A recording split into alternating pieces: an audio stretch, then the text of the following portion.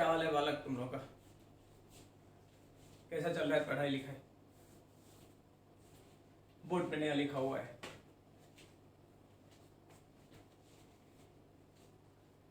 Physics से अलग हटके क्यों? क्योंकि आज हम लोग बात कर रहे हैं अब बचे हुए 50 दिन के बारे में। कहोगे 50 डेज कहाँ? नीट एग्जाम के लिए अगर बात करें तो 60 डेज है हाथ में। बिल्कुल एग्री करते हैं, बिल्कुल है, लेकिन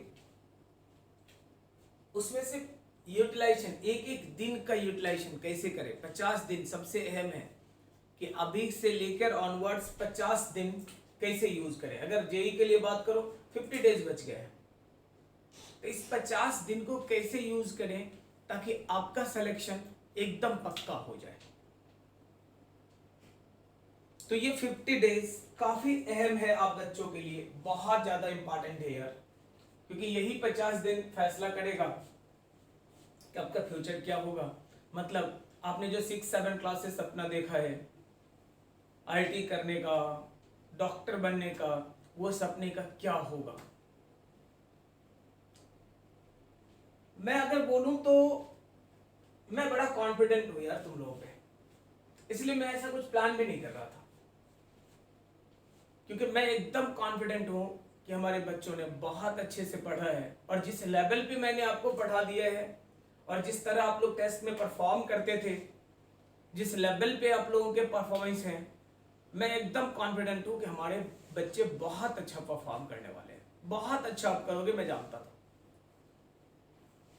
लेकिन लगातार तुम लोगों की साइड से बच्चे फोन कर रहे थे, कुछ बच्चों ने तो पर्सनली मुझे कॉल किया, कुछ बच्चों ने इंस्टीट्यूट के नंबर पे करा, और उन लोगों का एक ही फीडबैक था कि सर ने फिजिक्स पढ़ाया, फिजिक्स तो चलो ठीक है, फिजिक्स में हम लोग अच्छा क्वेश्चन लगाते हैं, बहुत अच्छा लगता है। और ये मैंने देखा भी है, जब लॉकडाउन के पहले का सिचुएशन था तो आप लोग रेगुलर क्लास में थे, आप लोग टेस्ट सीरीज कहीं ना कहीं दे रहे थे, आप अपने इंस्टीट्यूट के टेस्ट में दे रहे थे, तो बहुत सारे बच्चे बहुत अच्छा परफॉर्म कर रहे थे और बहुत बढ़िया इंप्रूवमेंट उनमें हुआ था जब उन्होंने ज्वाइन करा था तब से, और जब अब आया था एंडिंग टाइम पे तो बहुत ही ज्यादा बदलाव हो गया था। और यही एक स्ट्रांग रीजन था कि मैं कॉन्फिडेंट भी था। लेकिन जो बच्चे कॉल कर रहे हैं उनका कहना बड़ा साफ था कि फिजिक्स में तो कोई दिक्कत वाली बात है नहीं, लेकिन एक चीज होता था कि रेगुलर जब क्लास रहते थे, आते थे, तो सर जो बोलते थे उससे बहुत मोटिवेटेड होते थे, और उस मोटिवेशन के कारण एक्स्ट्रा पढ़ाई करते थे, जो अब लैग कर रहा है। एग्जाम एक्सटेंड हुआ, फिर ये कोरोना का इफेक्ट, बहुत सारा चीज है जो आप पर साइकोलॉजिकल प्रेशर बनाया, और उस कंडीशन में बच्चे शायद वैसा परफॉर्म नहीं कर पा रहे हैं, या वो चाहते हैं कि उन्हें सपोर्ट इस तरह का मिले जिससे वो मोटिवेटेड रहें और पढ़ाई कर सकें। तो आप लोगों ने मुझे भी कॉल करा, आप लोगों ने इंस्टीट्यूट के नंबर पे भी फोन किया। फाइनली मैंने डिसाइड किया कि भाई अगर हमारे बच्चे ऐसा सोचते हैं तो मुझे ऐसा करना चाहिए। ये बात जो कि कुछ बच्चों से हमारी बात हुई, उसने कहा यार अगर ऐसा कुछ था कि मोटिवेट होते हो और तुम अच्छा पढ़ाई करते हो तो पहले बताना था, मैं ये बात पहले शुरू कर देता। हालांकि एक ट्रुथ है कि क्लासरूम में पढ़ने के दौरान यार मैं वही बताता हूं जो प्रैक्टिकल लाइफ से जुड़ा हुआ है, जो चीजें एकदम सही है। मैं कभी मोटिवेट करने का काम नहीं करता, जो चीजें प्रैक्टिकल है वही बात करते हैं। लेकिन अगर आप फील करते हो ऐसा कि मेरे बोलने से आप एक्स्ट्रा पढ़ते हो, आपको एक्स्ट्रा एनर्जी मिलता है, तो मैं रोज बोलूंगा, इतना सारा बात बोलूंगा डेली, इतना सारा कुछ करेंगे कि हमारे बच्चे सीधे यहां से ये प्रिपरेशन का जो दौर है वो खत्म होकर आप बच्चे सीधे कॉलेज में चले जाओ। कोई भी कॉलेज नहीं, इंजीनियरिंग कॉलेज मतलब आईआईटी और एनआईटी, और मेडिकल कॉलेज मतलब गवर्नमेंट मेडिकल कॉलेज यार, जहां ऑल इंडिया कोटा से सीट उठा के आप कॉलेज पकड़ लो।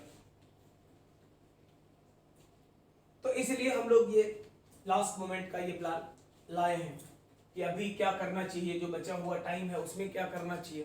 बाद में मैंने सोचा तो मुझे लगा कि ये बात भी सही है, क्योंकि जब आप यहाँ थे तो और जब आप घर पे हो तो दोनों में बहुत फर्क है। प्रिपरेशन कंटिन्यूटी में चल रहा था लगातार, आप पूरे मोशन में थे, पूरे पिकअप पे थे, आप बहुत अच्छा परफॉर्म कर रहे थे। ऑल ऑफ सडन ये कोरोना ने ऐसा इफेक्ट डाला कि आप यहां से काफी दूर अपने घर पे गए हो। दोनों में फर्क क्या है? तो यहां जब आप रह रहे थे तो देखो काफी टाइम से रहने के कारण बच्चे मेंटली तैयार हो जाते हैं, एक माहौल को पकड़ लेते हैं। कुछ बच्चों ने लाइब्रेरी ज्वाइन करा, कुछ बच्चे ग्रुप बना लेते हैं अपना पढ़ाई का, कुछ बच्चे मान लो क्लास आते हैं तो देखते हैं सराउंडिंग को पढ़ते हुए, उन्हें लगता है कि हमें पढ़ना है। तो इन सब चीजों से मोटिवेशन मिलता है। लेकिन जब आप घर चले गए, मैं मानता हूं कि ये चीजें लैक कर रहा होगा। सराउंडिंग नहीं दिख रहा होगा कि सब पढ़ रहा है मुझे पढ़ना चाहिए, 100 लोग पढ़ रहे हैं मुझे पढ़ना चाहिए, ऐसा नहीं दिखता होगा। और आज तक का रिकॉर्ड भी है, जब भी आप फेस्टिवल के टाइम पे जाते थे बुक्स लेके जाते थे लेकिन कभी पढ़ते नहीं थे। फर्स्ट टाइम ऐसा हो रहा है कि घर पे जाके पढ़ना, क्योंकि घर तो यार पढ़ाई के लिए नहीं, घर तो रेस्ट करने के लिए होता था। जो बच्चे गांव से निकल के पटना आके पढ़ने लगते हैं तो उनके लिए घर तो रेस्ट करने के लिए हो जाता है। और इस बार ऐसा सिचुएशन है कि वो पढ़ाई करना, तो ये एक प्रेशर आप पे है, मैं मानता हूं। इन प्रेशर को से आपको निकालने के लिए इन सब चीजों में जहां तक हो पाएगा, Anand Kumar volcanic classes completely अपने बच्चों के सपोर्ट के लिए ऑलवेज खड़ा था, खड़ा है, खड़ा ही रहेगा यार।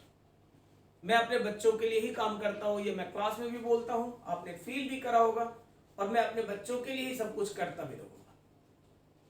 तो अब एक इंपॉर्टेंट चीज है कि हम लोगों को इन 50 डेज का यूटिलाइजेशन कैसे करना चाहिए, कैसे आप इसको यूटिलाइज करो ताकि आप बहुत अच्छा परफॉर्म करोगे। बहुत बेटर परफॉर्मेंस के लिए ये 50 डेज बहुत अहम है। इसका सही यूटिलाइजेशन आपको कॉलेज पहुंचा सकता है। अगर आप इसको सही से यूज नहीं कर पाए तो फिर डैश डैश डैश समझ रहा है क्या होगा। इसीलिए बहुत अहम है, बहुत ध्यान से सुनना। प्लान क्या है, कैसे करेंगे, क्या क्या करेंगे हम, और आपको क्या सपोर्ट देना है, ये चीजें हम लोग मिलके काम करेंगे और बहुत अच्छा परफॉर्म कर जाएंगे। करेक्ट ना?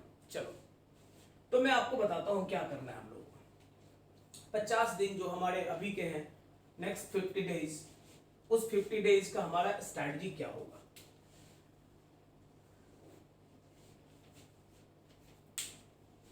तो इस 50 डेज के स्ट्रैटेजी को एक्सप्लेन करने के पहले मैं एक छोटा सा स्टोरी सुनाता हूं,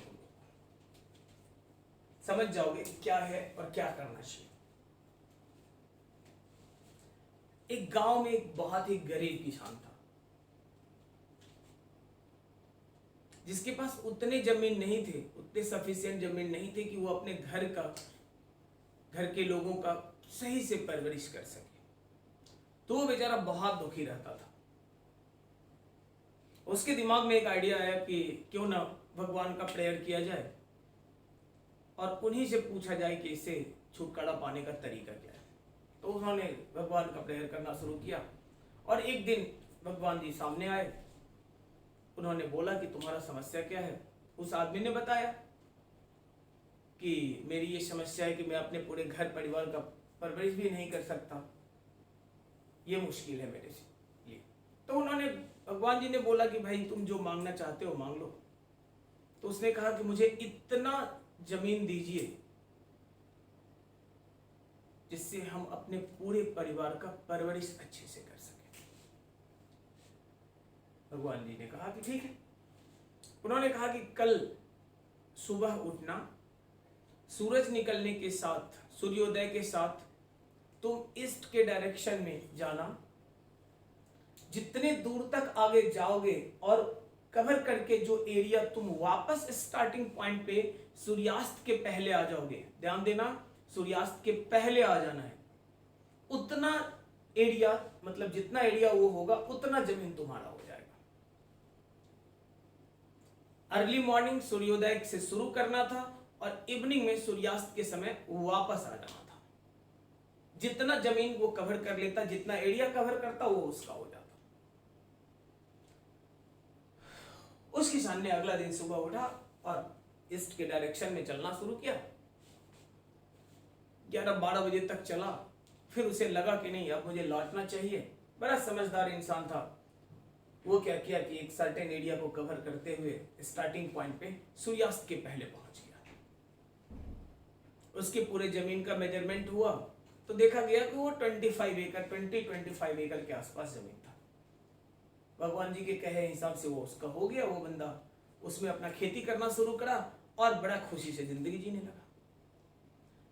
ये बात उसके एक दूसरे मित्र किसान को पता चला जो उसी के तरह का गरीब था। उसे बड़ा आश्चर्य हुआ कि ये तो गरीब था, फिर ये अमीर कैसे हो गया अचानक। उसने इससे पूछा आइडिया, इसने पूरा स्टोरी बता दिया। तो उसे लगा ये तरीका बड़ा अच्छा है। उसने भी भगवान जी का प्रेयर किया। सिमिलर सब कुछ वही हुआ। भगवान जी आए, उन्होंने पूछा, उसने अपना वरदान मांगा और भगवान जी ने कहा कि तुम नॉर्थ के डायरेक्शन में जितने दूर तक जाओगे, जितना एरिया कवर कर लोगे, वो तुम्हारा हो जाएगा। बड़ा खुश हुआ वो। और उसे अंदर अंदर ये भी लग रहा था कि मेरा जो दोस्त था वो तो बहुत बड़ा बेवकूफ था कि जब ये मौका मिला ही था तो 20-25 एकड़ जमीन ही अपना कर पाया। मैं तो एकदम कल सुबह उठूंगा, बहुत दूर तक जाऊंगा, बहुत सारा जमीन मेरा हो जाएगा, मैं पूरे एरिया का सबसे रिच आदमी हो जाऊंगा। उसके प्लानिंग जैसा था उसी के हिसाब से अगला दिन सुबह उठा और वो चल दिया। नॉर्थ डायरेक्शन में वो चलता गया 12 बज गया, 1 बज गया, 2 बज गया, बहुत दूर तक चला गया। 2-3 बजे के बाद वो लौटना शुरू किया, क्योंकि उसके दिमाग में हमेशा था कि जितना दूर चल लेना है चल लेंगे, लौटते समय तो दौड़े दौड़े भागेंगे, जल्दी पहुंच जाएंगे। लेकिन जब वो 2 बजे के बाद 2-3 बजे के बाद लौटना शुरू किया तो वो इतना थक चुका था कि थोड़ा ही दूर और चलने के बाद वो गिर गया और वो जहां से शुरू किया था वहां वापस नहीं आ पाया। परिणाम कुछ नहीं हुआ। भगवान जी के कहे हिसाब से स्टार्टिंग पॉइंट तक उसे आना था, वो पहुंच ना सका और इसीलिए उसके हाथ कुछ नहीं रहा। वो फिर गरीब का गरीब ही रह गया। मेरे कहने का बड़ा क्लियर मतलब है कि ये जो जा रहा था ना, ये तुम्हारा पढ़ाई है, और वो जो लौट रहा था ये रिवीजन है। पढ़ाई करते करते बहुत दूर चले जाओ, बहुत कुछ पढ़ लो, कुछ नहीं होगा। इंपॉर्टेंट चीज है कि रिवाइज कितना कर सके। पहले किसान ने सबसे अच्छा काम किया कि वो उतना काम किया जिसको रिवाइज कर सका। As a result of that वो उतना जमीन उसका था। लेकिन ये किया तो बहुत कुछ, लेकिन रिवाइज नहीं कर सका, रिवीजन नहीं हुआ, परिणाम सामने है। तो अभी के टाइम पे क्या है ना कि ये जो लॉकडाउन का टाइम चला, उस लॉकडाउन के दौरान देखो YouTube पे वीडियोस का बाढ़ आ गया है। फ्री वीडियोस है, एकदम सब लोग दिए हुए हैं। एक नॉर्मल स्टूडेंट को देखोगे करता क्या है, सुबह उठेगा, किसी एक फैकल्टी का वीडियो देखना शुरू किया, 5 मिनट देखेगा, लगेगा कि दूसरा का देखते हैं इसी चैप्टर का क्या दिया, दूसरे का देखेगा, वो भी 2-4 मिनट 5 मिनट, तीसरे का, चौथे का, एंड सो ऑन। अब देखोगे वो सुबह से लेकर दोपहर तक में 20 फैकल्टी का देख लिया वीडियो। किसी का उसने कंप्लीट नहीं देखा, सबका थोड़ा थोड़ा देखा।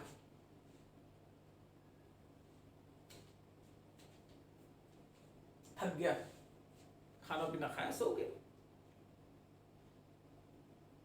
मान लो सुबह के टाइम में उसने फिजिक्स का वीडियो देखा था, तो अब शाम में खाना पीना खा के सोने के बाद जब वो उठेगा तो उसे लगेगा कि फिजिक्स का नहीं, अब केमिस्ट्री का देखते हैं। और वो केमिस्ट्री में भी यही काम करता है, 10 टीचर का देखेगा, फाइनली रात में सो गया।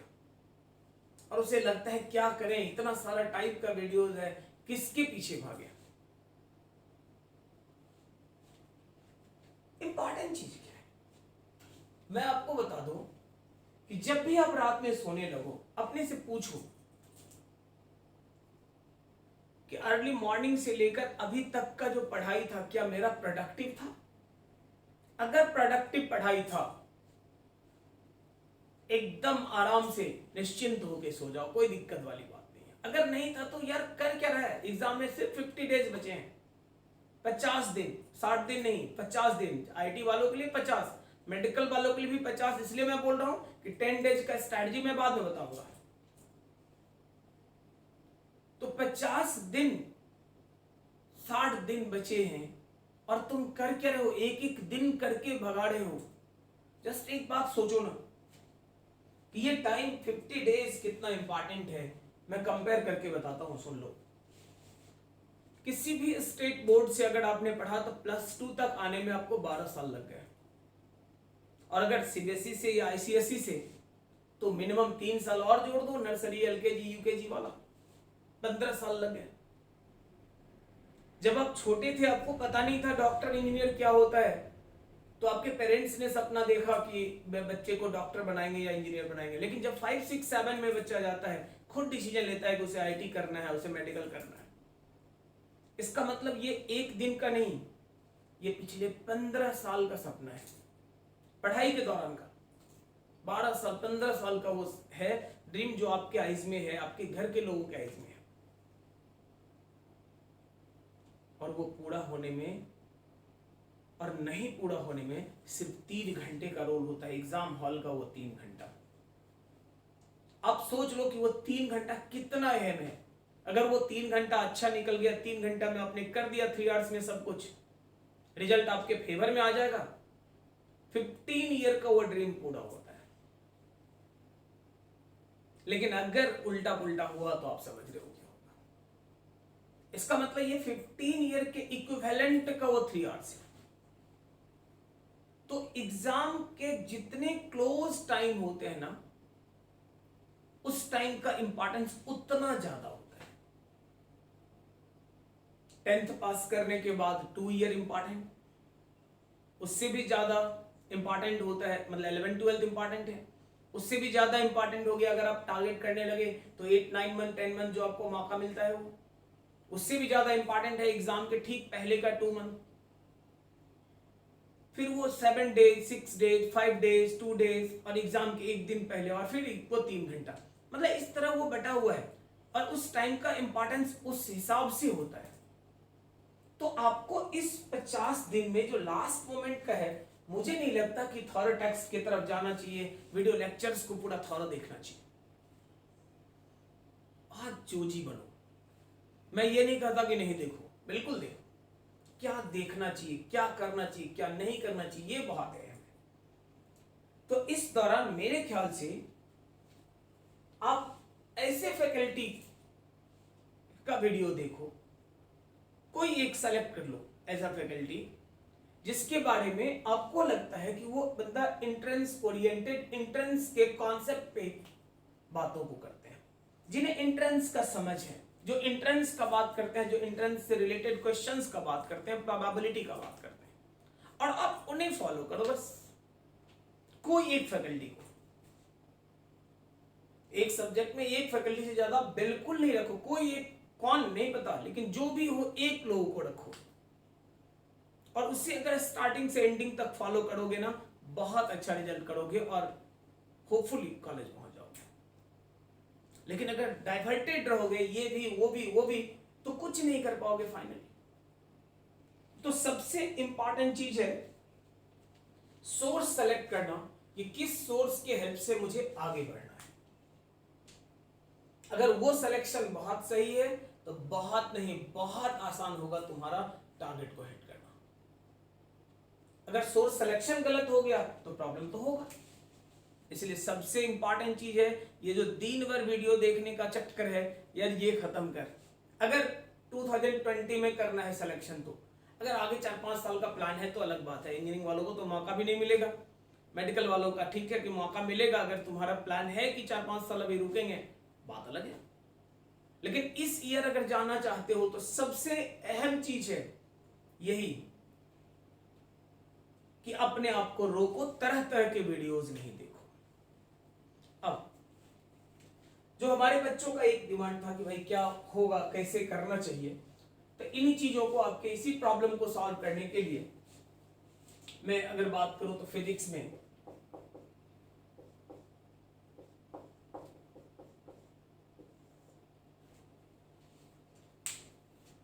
सब कुछ मैंने पढ़ाया हुआ है आपको, बहुत थॉरली पूरा पढ़े हुए हो, जिसमें किसी भी तरह का कोई सवाल आता है तो मैं गारंटी के साथ बोलता हूं आपसे नहीं छूटेगा।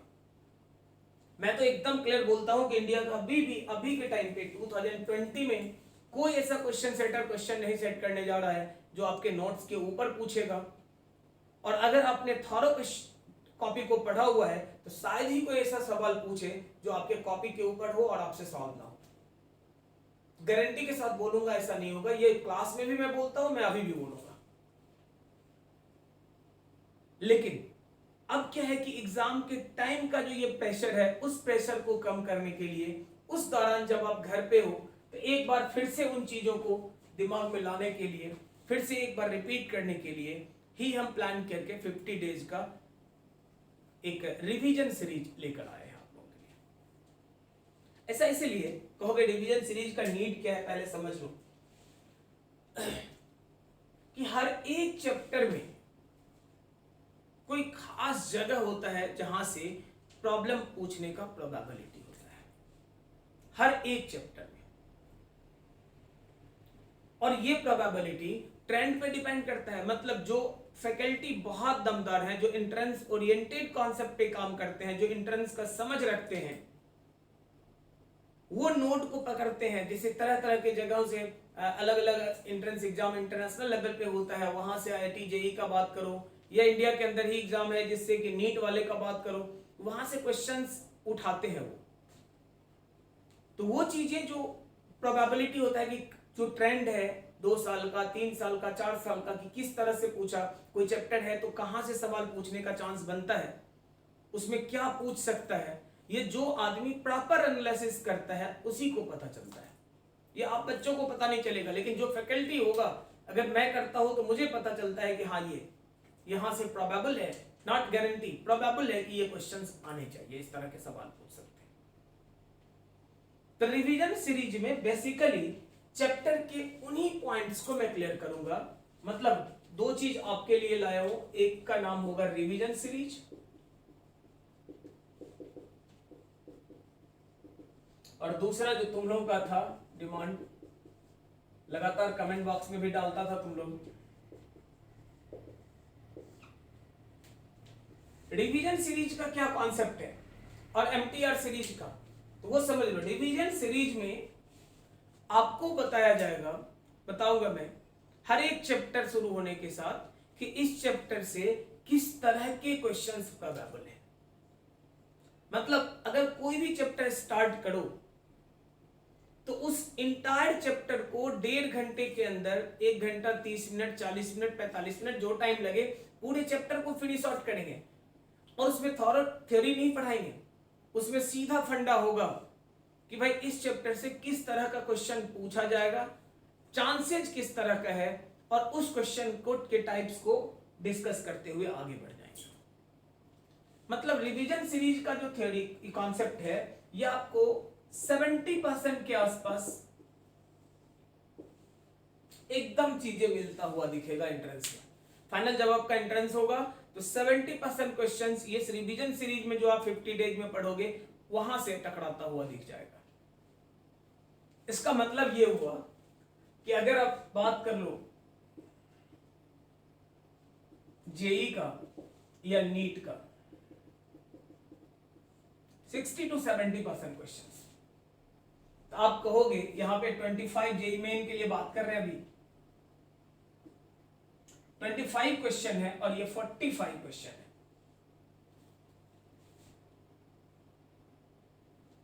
एक के लिए 25 है, दूसरे के लिए 45 है।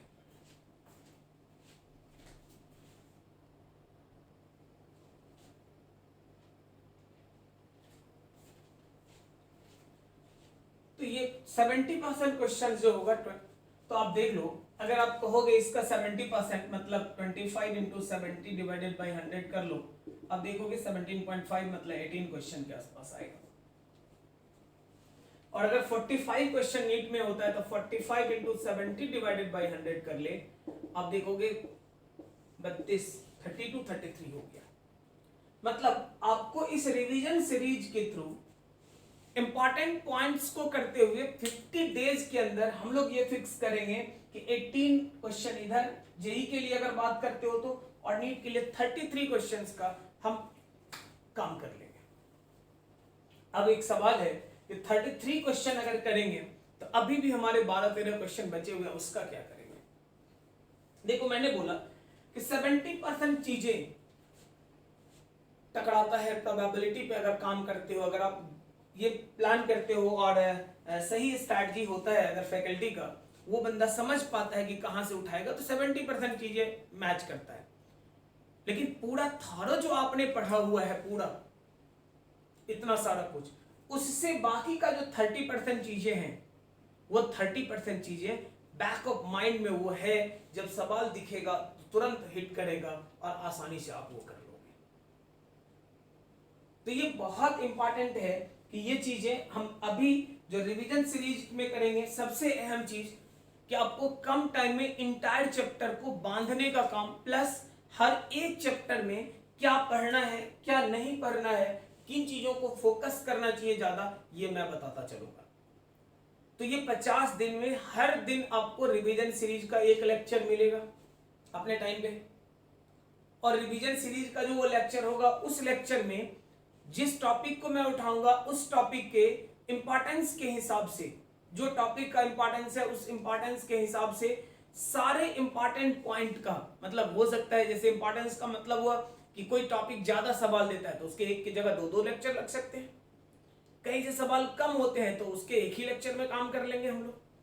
तो वो टॉपिक के इंपॉर्टेंस के हिसाब से लेक्चर का नंबर भी बदलेगा, और उस हिसाब से टॉपिक का सर के अंदर का सब टॉपिक सिलेक्शन, क्वेश्चन का पॉइंट सिलेक्शन, ये करके मैं आपको डेली प्रोवाइड करूंगा।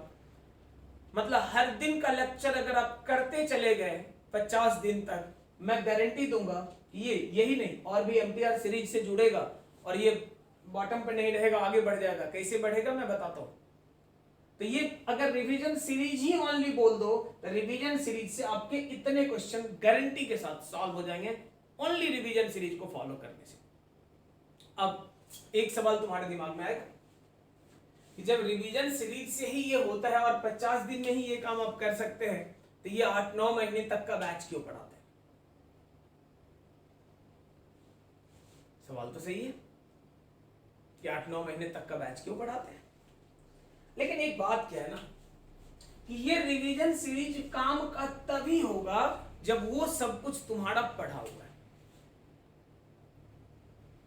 क्योंकि यहां मैं डायरेक्ट कोई पॉइंट उठाऊंगा, जैसे मान लो मोशन अंडर ग्रेविटी से मैं सवाल डालता हूं कि भाई टॉप ऑफ टावर से प्रोजेक्शन वाला सवाल है, प्रोबेबल है कि आएगा कि बॉटम एंड को हिट करेगा या बीच में रहेगा, टावर के बीच में, तो वेलोसिटी कितना, टाइम कितना, ये। तो यहां तो मैं सीधे सवाल पे आऊंगा, सवाल देके सॉल्व कर दूंगा। तरीका टेक्निक कॉपी में बताया हुआ है, टेक्निक उठा के डायरेक्ट रख देंगे। लेकिन वो समझ में तभी आएगा ना जब वो पढ़ा हुआ है। अगर पहले से नहीं पढ़ा हुआ है तो स्वाभाविक है समझने में प्रॉब्लम होगा। तो इसीलिए इन चीजों को जो पीछे का पढ़ा हुआ है उससे आपको हेल्प मिलेगा। जिन बच्चों ने नहीं करा है, जैसे जो बच्चे हमारे यहाँ के नहीं है, मान लो कोई दूसरे जगह के बच्चे हैं जो इस वीडियो को देखेंगे, रिवीजन सीरीज ज्वाइन करेंगे, रिवीजन कंटिन्यू करेंगे, मैं ये बोलूंगा उन्हें बेनिफिट नहीं होगा ये नहीं है, लेकिन उन्हें मेहनत थोड़ा ज्यादा करना पड़ेगा।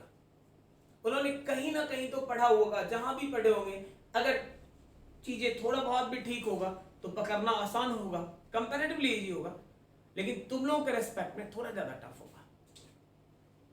तो मैं बोलूं कि ये हम लोग जो पहले पढ़े उसका एडवांटेज यही है कि उसके हेल्प से इस रिवीजन सीरीज को आप आराम से लेके चल सकते। एमटीआर के बारे में तो तुम लोग ज्यादा अच्छे से जानते हो भाई। एमटीआर के बारे में, एमटीआर का बेसिक काम ही है कि 3 मिनट, 4 मिनट, 5 मिनट, 6 मिनट तक के सवाल को कह लो 20 से 30 सेकंड में सॉल्व करना। बेस्ट टेक्निक है। 20 to 30 सेकेंड में सॉल्व करते हैं। और ये ऐसा नहीं कि मैं बोलता हूं, अगर आपने मेरे यहाँ क्लास करा हुआ है तो हर एक चैप्टर में एमटीआर हम लोग लाते हैं और हर एक चैप्टर में सवाल को पूरे पेज में सॉल्व होता है और आपको लास्ट में मैं बता देता हूं कि बेटा ये लगा ले, तुरंत हो जाएगा, और हो भी जाता है। तो मैं बोलूं कि ये जो सीरीज है ये बहुत इंपॉर्टेंट है। आपको मैं बता दूं कि किसी भी क्वेश्चन पेपर का आप बात कर लो, मैं बात करूंगा रिवीजन सीरीज के लिए और बात करूंगा जेईई नीट को अलग अलग करने के लिए क्या पॉसिबिलिटीज है, लेकिन फिलहाल एमटीआर के बारे में एक्सप्लेन कर दूं। देख लो, अगर आप कहते हो कि 20 से 30 सेकंड में, तो किसी भी क्वेश्चन पेपर का 50% क्वेश्चन जो होता है ना, 50% क्वेश्चन वो इस फंडा पे टिका होता है, एमटीआर पे टिका होता है। मतलब 50% सवाल को सॉल्व करने में आपको 20 से 30 सेकंड लगेगा, चाहे वो सवाल नीट का हो या जेईई मेन का हो, प्रोवाइडेड वो एमटीआर टेक्निक, मतलब जो हम लोग का तरीका है वो आपको याद रहे। तो मैं बोलूं 50% के हिसाब से अगर बात करो तो देख लो, नीट के लिए और जेईई के लिए,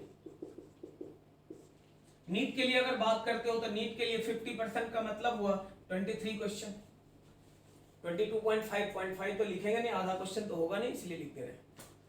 अगर कहोगे तो यहां भी 12.5 मतलब 13 क्वेश्चन बोल दो। मतलब इधर 22 से 23 क्वेश्चन, 22 से 23 और ये 12 से 13 कह लो, 20 से 30 सेकंड में सॉल्व होगा। इसका मतलब आप देख लो कितना टाइम आप कंज्यूम कर रहे हो। अगर 30 सेकंड में तो 12-13 सेकंड मिनट होता है, लेकिन मैं बोलता हूं मैक्सिमम 15 मिनट। 20 से 30 सेकंड भी मैं ज्यादा बोलता हूं। बहुत सारे सवाल आपने क्लास में करे जिसको देखो मारो सिस्टम में सवाल सॉल्व हो जाता है, देख के लगा देते हैं हम लोग, यार 15 सेकंड में बन जाता है, 10 सेकंड में बन जाता है, लेकिन ऑन एन एवरेज मैं मैक्सिमम लेके चलता हूं कि 20 से 30 सेकंड में बनेगा।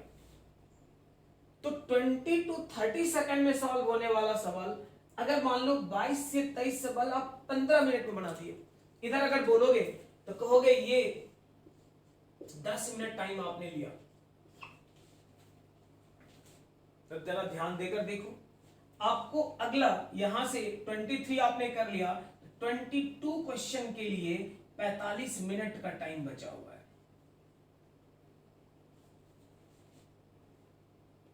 हर क्वेश्चन पे 2-2 मिनट भी दे दिए, कोई 1.5 मिनट में बना तो कोई 3 मिनट भी ले लिया तो कोई प्रेशर नहीं आएगा। क्यों? क्योंकि तीनों पेपर अगर मान लो 3 घंटे का है, फिजिक्स केमिस्ट्री बायो, तो यार फिजिक्स के हिस्से 1 घंटा तो आएगा। 1 घंटा में 15 मिनट में आपने इतने कर लिए, 45 मिनट ये तुम्हारे हाथ में। यहां भी वही बात है कि आप जरा सोचो कि अगला 12 क्वेश्चन करने के लिए आपके पास 50 मिनट का टाइम पड़ा हुआ है। हर सवाल के लिए 4 मिनट से ज्यादा का एवरेज टाइम दे सकते हो, लेकिन ये तभी संभव होगा जब ये एमटीआर पे आपका कमांड होगा।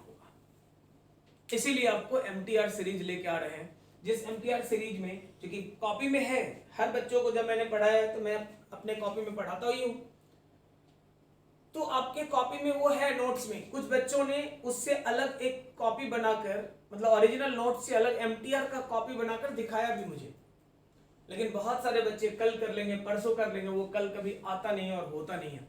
तो परेशान मत होना, मैं ही लेके आ रहा हूं। हर दिन आपको एमटीआर सीरीज का एक लेक्चर हर दिन आएगा, जिसमें 1-2 एमटीआर और उस पे बेस्ट एग्जांपल लेके मैं आऊंगा।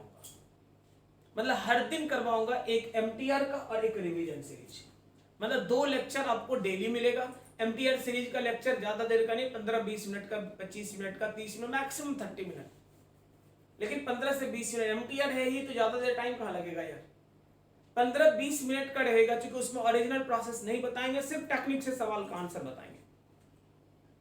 तो ये हर दिन आपके पास 15-20 मिनट का वो लेक्चर होगा और 1.5 घंटे से 2 घंटे के बीच का ये रिवीजन सीरीज का होगा, जिसमें पूरे इंपॉर्टेंट पॉइंट्स को मेंशन करते चलेंगे। अब जरा सोचो, अगर इसके हेल्प से बोल दो तो आपको एमटीआर सीरीज के हेल्प से एडवांटेज मिलेगा कि टाइम सेव करोगे। रिवीजन सीरीज के हेल्प से आपको एडवांटेज मिलेगा कि आप प्रॉब्लम एक बार सेलेक्ट कर पाओगे कि कहां से क्वेश्चन पूछेगा और किन किन टॉपिक को मुझे पढ़ना है अच्छे से।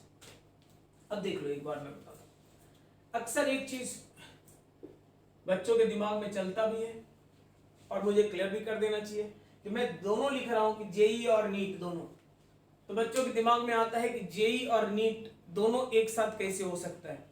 खास करके जेई वालों को ज्यादा कंफ्यूजन रहता है भाई। जेई वालों को देखोगे वो दिमाग में चलता है, आईटी का तैयारी करते हैं ना, बड़ा भारी होता है उस एग्जाम का। देखो मैं बताता हूं, पहले जेई के लिए, नीट तो बाद में हो जाएगा। जेई में अगर मान लो फिजिक्स में 25 क्वेश्चन पूछे जाते हैं,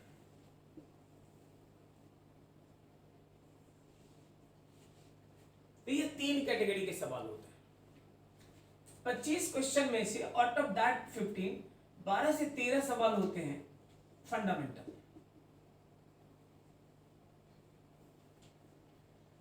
फंडामेंटल कॉन्सेप्ट, बेसिक कॉन्सेप्ट पे सवाल पूछता है। ये जो होता है 6 से 7 सवाल, 7-8 कह लो, ये आपको मॉडरेट होता है, मतलब एवरेज स्टैंडर्ड का सवाल होता है।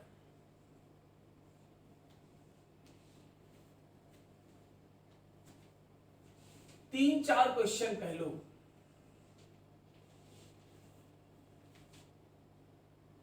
आपके थोड़े से ऊपर उछले हुए होते हैं, थोड़ा सा, ऐसा नहीं बहुत खतरनाक कुछ नहीं होता, लेकिन वो कॉन्सेप्ट वाइज स्ट्रॉन्ग सवाल होता है जिसमें आपके फैकल्टी और आपका दोनों का रोल होता है। सर ने पढ़ाया और आपने भी बहुत अच्छे से वर्क किया, देन वो सवाल सॉल्व होगा।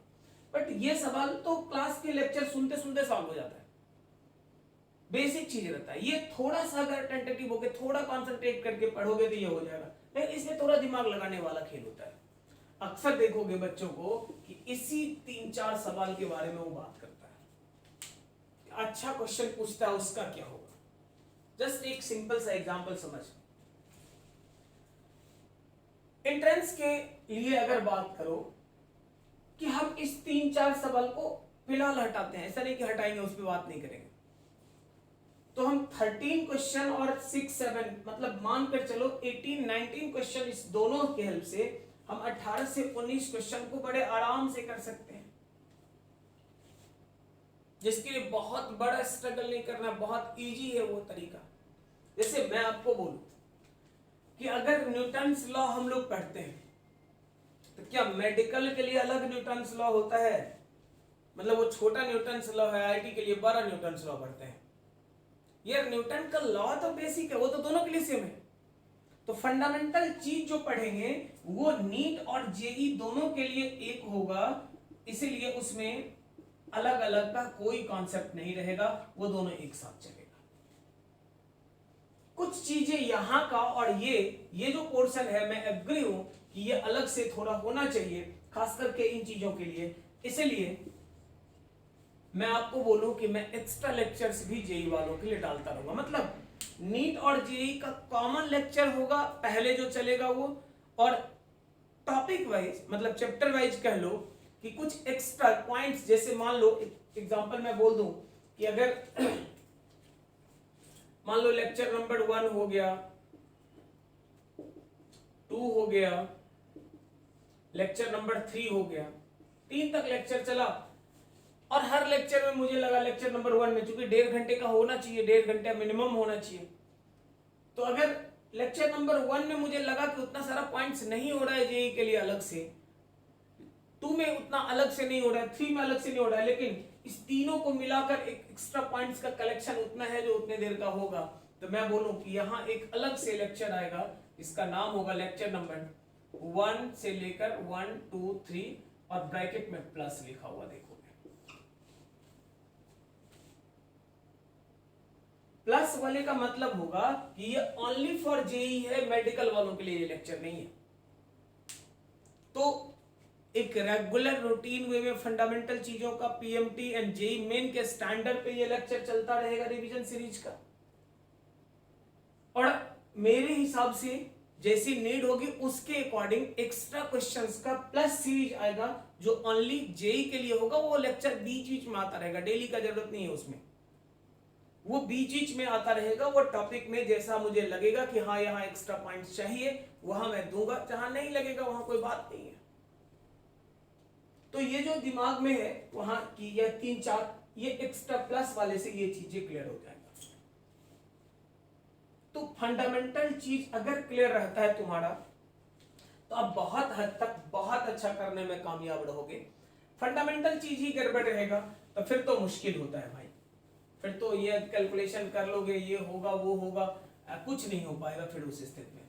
इसीलिए बेसिक चीजों को पकड़ के पढ़ना है, बेसिक चीज पे बढ़िया कमांड रखना है, बहुत अच्छा करेंगे आप।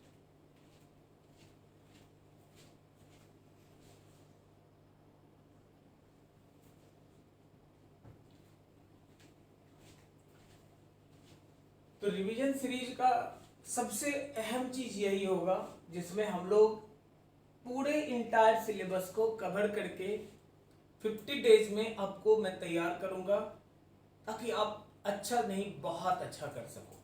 अब चलो मैं आगे बताता हूं, देख लो।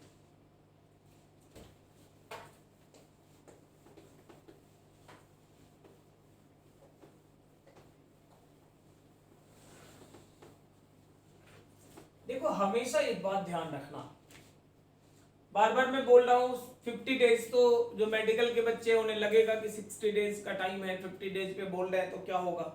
तो मैं पहले ये क्लियर करूं, पहले भी मैंने बोला अभी भी मैं बोलता हूं, सुन लो कि 50 दिन का स्ट्रैटेजी अभी बताते हैं। अगर ये आप कंटिन्यू करोगे, अगर इस स्ट्रैटेजी से काम करोगे तो जब 50 डेज फिनिश होगा तो लास्ट के 10 डेज का स्ट्रैटेजी हम उस टाइम पे आपको बताएंगे कि आप अगला 10 दिन में, मतलब 15 जुलाई के को मैं बताऊंगा आपको कि अगले 10 दिन में अब आपको क्या करना है। नेक्स्ट 10 डेज आप क्या करेंगे, लास्ट 10 डेज को भी अगर बोलोगे तो मैं 6 दिन और 4 दिन में बांटूंगा कि शुरू के 6 डेज में क्या करोगे, लास्ट 4 डेज में क्या करोगे, वो 4 डेज में भी 3 डेज में क्या करोगे, और एग्जाम के ठीक एक दिन पहले क्या करोगे। मतलब उस लेवल तक, माइक्रो लेवल तक हम लोग जाके वर्कआउट करके एंड देन फिल्टर करके आपके परफॉर्मेंस को निकालने का कोशिश करेंगे। लेकिन अभी फिलहाल सिर्फ 50 दिन का कि नेक्स्ट 50 डेज में क्या करेंगे। अब आपके दिमाग में एक चीज चल रहा होगा कि ये रिवीजन सीरीज में जेई वालों का जो कंफ्यूजन होगा वो तो मैंने क्लियर कर दिया कि हमेशा याद रखना फंडामेंटल चीजें साथ चलेगा और एक्स्ट्रा लेक्चर प्लस करके आएगा, वो आपके लिए होगा। हालांकि उसमें मेंशन करा हुआ भी रहेगा कि जेई मेन के लिए अलग से, लेकिन टॉपिक जो 1 2 3 रहेगा वही टॉपिक में, जो इससे हर लेक्चर में मैं बोलूंगा, हर लेक्चर जैसे मान लो फर्स्ट लेक्चर आएगा तो जो टॉपिक हम उठाएंगे उस चैप्टर से, उस टॉपिक से इंपॉर्टेंट पॉइंट्स को डिस्कस करेंगे, उस चैप्टर का, उस टॉपिक का प्रोबेबल क्वेश्चंस डिस्कस करेंगे, दोनों के लिए, जेई और नीट दोनों के लिए फंडामेंटल लेवल का जो क्वेश्चन होगा वो। लेकिन कुछ एक्स्ट्रा खराब सवाल पूछता है तो क्या पूछेगा, तो वो भी मैं बताऊंगा, तो वो प्लस करके आएगा, उसमें देख लेना है। क्लियर है। अब एक सवाल दिमाग में होगा कि कब से आएगा, तो ये 26 से,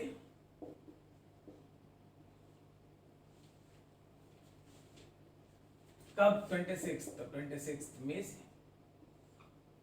फेस्टिवल का भी टाइम है, बहुत सारे हमारे बच्चे हैं जिनका भी फेस्टिवल का टाइम है। आप खूब सारा टाइम आपने फेस्टिवल सेलिब्रेट करने में भी लगाया होगा। अलग हैसियत या सेलिब्रेशन में भी वो मजा नहीं रहा होगा क्योंकि कंडीशन ही ऐसा है, लेकिन फिर भी फेस्टिवल तो फेस्टिवल है।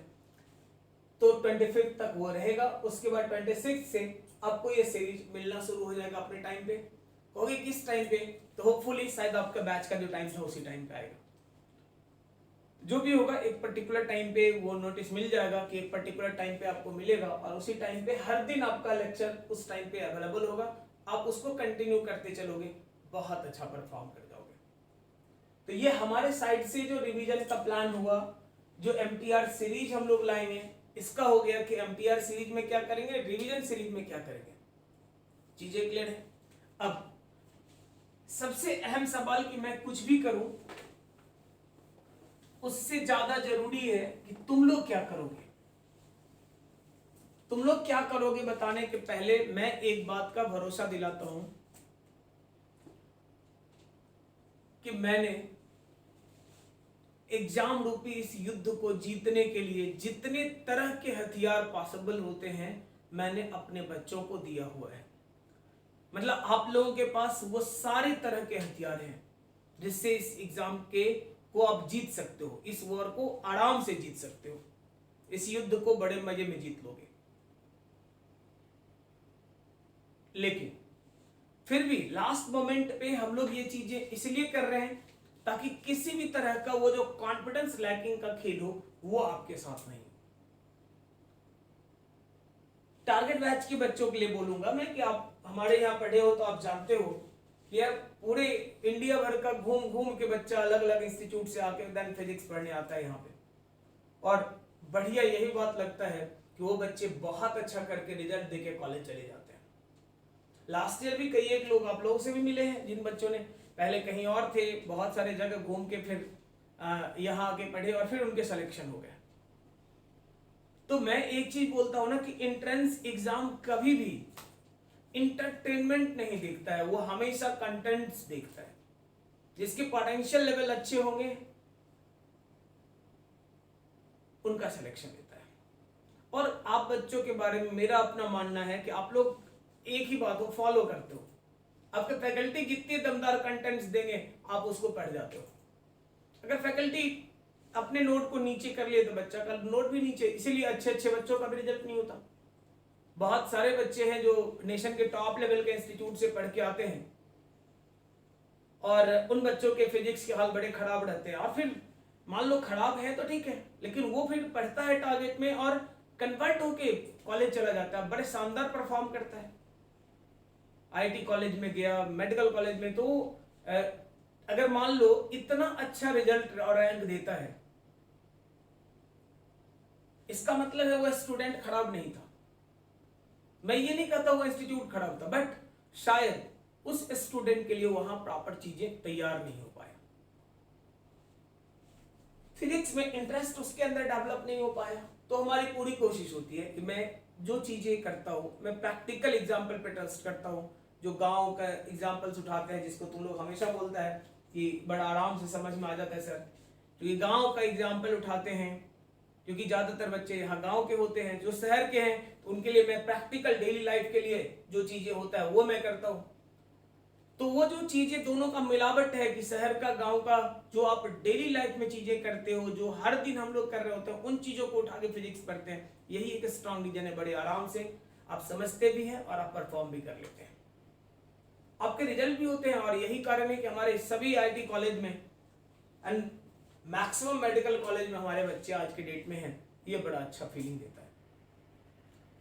बहुत सारे स्टूडेंट देखो ऐसा भी होता है, लास्ट ईयर भी हुआ, बहुत सारे स्टूडेंट ऐसा होता है रिजल्ट होने के बाद आता है बोलता है सर जब पेपर करने लगे ना एक पर्टिकुलर सवाल, हर एग्जाम में एक सब कुछ ना कुछ सवाल इस तरह का होता है जो मैं करता हूँ उस एक्टिविटी के बेसिस पे मैं बोल रहा हूँ कि क्या होता है। तो बोलता है कि सर जब क्वेश्चन देखे ना तो याद आया आपका वो कॉन्सेप्ट, देखने के बाद लगा कि कोई आदमी जो है ना इको हो रहा है यहाँ क्लासरूम जैसा और मेरे दिमाग में हिट कर रहा है। जो आप करते थे कि पूरा लिख देते थे और फिर काट देते थे, बोलते थे ये नहीं करना है, ये गलत था और ये सही। तो जैसे ही देखते हैं तो लगता है कि ये सवाल इसी तरह का गलती कराने के लिए मुझे दिया गया, अब मुझे नहीं करना है, फिर करेक्ट करते हैं और मेरा सही चला जाता है। ये जब आप लोग आके बताते हो ना अच्छा फीलिंग आता है। और इनफैक्ट यही ओरिजिनल टीचिंग भी है। मैं इंटरटेनमेंट पे ट्रस्ट करता हूं, लेकिन ओनली इंटरटेनमेंट पे नहीं, बिलो स्टैंडर्ड कंटेंट्स के साथ इंटरटेनमेंट पे नहीं, अप टू द मार्क, अब नहीं। आईटी जो नहीं पूछता, मेडिकल जो नहीं पूछता, उसके ऊपर जाने की जरूरत नहीं है। अब एंट्रेंस के लेवल पे पढ़ना बहुत जरूरी है, अगर वो नहीं करते हो तब भी गलत है। तो हम लोग इन सारे चीजों को करेंगे। मतलब दो जगह पे मुख्य रूप से टिके रहेंगे भाई। एक का नाम होगा रिवीजन सीरीज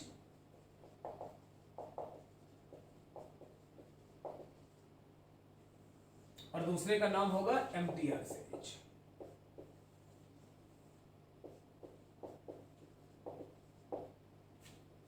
दोनों चीज पे हम लोग काम करेंगे, MTR series and revision series पे। दोनों लेक्चर आपको मिलेगा, उसी लेक्चर के बेसिस पे हम लोग आगे का स्टडी करेंगे। अब ये तो हो गया कि हमारे साइड से क्या हुआ, हम क्या करेंगे, क्या करना चाहिए। अब आपको क्या करना चाहिए, स्टेप बाय सुनते चलो। सबसे नंबर 1 पे पहला पॉइंट, सबसे पहला चीज कि तरह तरह के वीडियोस देखना बंद करो अगर इस ईयर सिलेक्शन चाहिए तो। अगर नहीं चाहिए तो कोई बात नहीं, अगर मान लो लुढ़कना है तब तो ठीक है, तरह तरह का वीडियो देखो। अदरवाइज अगर इस ईयर सिलेक्शन चाहिए तो तरह तरह का वीडियोस देखना बंद कर दो। दूसरा पॉइंट, एग्जाम के ठीक 50 दिन पहले, 40 दिन पहले, 30 दिन पहले, जैसे जैसे आगे बढ़ोगे टाइम घटता जाएगा। थोड़ा टेक्स्ट पढ़ने का टाइम नहीं होता कि आप पूरा का पूरा उठाए या पूरा पढ़ रहे हैं, आइदर बुक से पढ़ रहे हैं या वीडियोस के थ्रू पढ़ रहे हैं, वो टाइम नहीं होता। यहाँ फास्ट ट्रैक का कॉन्सेप्ट है। मैंने भी बोला ना रिवीजन में कब आऊंगा, जिसको मैंने 10 लेक्चर में जिस चैप्टर को खत्म किया, मतलब 20 घंटे जिस लेक्चर को पढ़ाए, ये 2.5 घंटे का भी लेक्चर मैंने लिया है यार, तुम लोग का 2-2.5 घंटे का हो जाता है।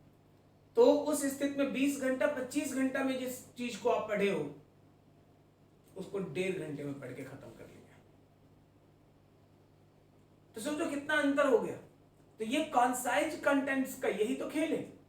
तो मैं बोलूं कि ये जो थॉरो टेक्स्ट पढ़ने वाला खेल है उसको इमीडिएट बंद करो, उसकी कोई जरूरत नहीं है। एग्जाम का टाइम है, एग्जाम के टाइम पे अभी प्रॉब्लम के थ्रू थ्योरी पे जाने का जरूरत है, ना कि थ्योरी पढ़ के प्रॉब्लम करने का जरूरत है। तो पहला पॉइंट यही है कि वीडियोस देखने का दिन भर का जो फंडा है वो बंद कर। दूसरा, थॉरो टेक्स्ट पढ़ना आइदर वीडियो के थ्रू या टेक्स्ट बुक के थ्रू, थॉरो टेक्स्ट पढ़ना बंद कर। तीसरा जो सबसे अहम चीज है वो ये कि 180 क्वेश्चन एवरीडे बनाओ मेडिकल के लिए।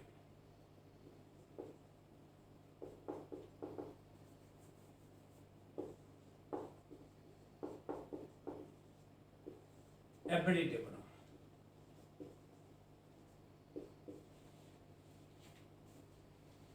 हर दिन 180 क्वेश्चन बनाओ। 180 का मतलब है कि जो आपका है बायो से 90, फिजिक्स से 45, केमिस्ट्री से 45, ये नीट के लिए। और अगर कहते हो 75 क्वेश्चन एवरीडे बनाओ,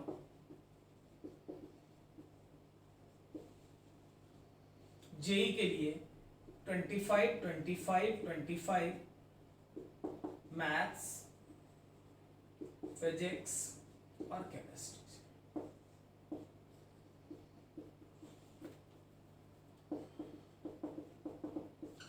हर दिन बनाओ। मतलब ये हो गया कि दोनों में कुछ भी करोगे 3 घंटे का टाइम आपको चाहिए। 3 घंटे का टाइम चाहिए। 2 तरीके से बना सकते हो। एक तरीका नंबर 1 कि अगर आपके पास सेट, कुछ बच्चे कहते हैं सेट बनाते हैं, पूरा थॉरो टेस्ट पेपर हमारे पास है तो उसको सॉल्व करते हैं, ठीक है। अगर ऐसा है तो गुड, अगर नहीं है तो जिस बुक को, जिस चीज को आप पढ़े हो पहले, उसी बुक से चैप्टर वाइज क्वेश्चन सेलेक्ट करो। जैसे 4-4, 5-5 चैप्टर का ग्रुप बना लो, पहले से लिख के तैयार रखो कॉपी में कि ये चैप्टर से हमें क्वेश्चन उठाना है, और उसी चैप्टर से क्वेश्चन उठाते चलो। शुरू के 20-25 दिन तक ये करो, और बाद में फिर ग्रुप में, मतलब 4 चैप्टर पहले ले रहे थे तब 8-10 चैप्टर का लो, लास्ट के 10 डेज में पूरा का पूरा सिलेबस का करते चलेंगे। तो इस तरह से पार्ट वाइज आप बना लो, अपने हिसाब से वो सेट कर लो। ऐसा नहीं कि एक ही चैप्टर का रोज क्वेश्चन मत बनाना यार। जैसे मान लो कहोगे कि फिजिक्स में सॉल्व करना है तो कहेगा कि वेक्टर का सवाल रोज बनाते हैं 45, तो तुम रोज 45 बनाएगा तो बता सिलेक्शन का कोई चांस है क्या? तो हर चैप्टर से, और खास करके चैप्टर से, जिस चैप्टर से जितने ज्यादा क्वेश्चन के वेटेज है उसको उतना ज्यादा वेटेज देते हुए सवाल लगाने का जरूरत पड़ता है। तो वो हर दिन आपका काम होगा कि ये करो। 3 घंटा ये निकल गया। अब देखो इस 3 घंटे में क्या हुआ, तो मैं आपको बताऊं कि ये 3 घंटे में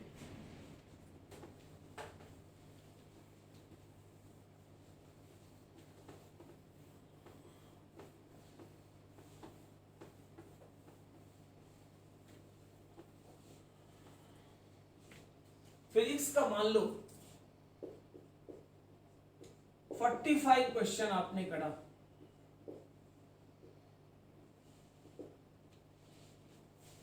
इस 45 में मानते हैं कि 30 क्वेश्चन आपसे सॉल्व हुआ, 15 आपसे नहीं हुआ। तीनों सब्जेक्ट में इसी तरह से होगा। अगर आप मान लो जेई का प्रिपरेशन करते हो तो आप जेई के लिए कहोगे तो 25 क्वेश्चन में मान लो 15 हुआ, 10 नहीं हुआ, कोई तो एक डेटा होगा। अगर ऐसा होता है तो आप कुछ नहीं करो, एक अलग कॉपी बनाओ तीनों सब्जेक्ट का अलग अलग, मतलब फिजिक्स का, केमिस्ट्री का और बायो या मैथ्स का। कौन सा कॉपी है भाई? तो नाम रखो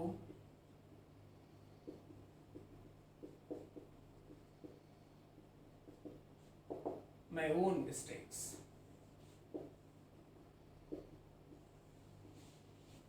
अपनी गलती का कॉपी बनाओ, उस कॉपी का नाम ही रखो माय ओन मिस्टेक्स, या लास्ट ईयर मुझे किसने डुबाया, या क्या है जो इस ईयर भी मुझे डुबा देगा, अगर नहीं ठीक करेंगे तो इस ईयर भी डुबा देगा। मतलब इस तरह का कुछ नाम दो जो डरावना सा हो, फनी मजाक हो, लेकिन वो चीजें इंपॉर्टेंट हो, क्योंकि आपका सिलेक्शन का सबसे खराब साइड जो नहीं होने देने में जिसका रोल होता है वो यही है। तो मैं बोलूं कि ओन मिस्टेक्स का मतलब आपका, अगर फिजिक्स का बात करें तो ये 15 क्वेश्चन आपके हैं। आज का डेट डाल लो, आज के डेट में मान लो आपने 26 का ही डेट डाला, तो आज फिजिक्स में कहां कहां से गड़बड़ हुआ, उन सारे आइदर फॉर्मूला के कारण गड़बड़ होगा, या फॉर्मूला याद ही नहीं आया जिसके कारण आप सॉल्व भी नहीं कर पाए। गलत गड़बड़ का मतलब है आइदर निगेटिव किए या छोड़ दिए।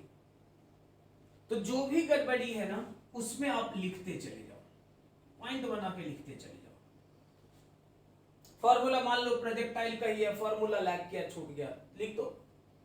मान लो इलेक्ट्रिक फील्ड इंटेंसिटी पोटेंशियल का है, पोटेंशियल वाला फॉर्मूला के लैकिंग से गड़बड़ हुआ, लिख दो। तो जो भी गड़बड़ी का कारण था ना उस गलती को लिखो, मिस्टेक्स का कॉपी बनाओ कि क्या गलत हम कर रहे हैं। तीनों पेपर में ये तैयार करो। क्यों? तो आज के टाइम पे अगर बात करो ना तो बच्चों का सिलेक्शन नहीं होने में पोटेंशियल का लैक करना जिम्मेदार नहीं है, एक ही चीज को बार बार गलत करना जिम्मेदार है। गलती करते हो इसके कारण रिजल्ट रुकता है, यह बात नहीं है।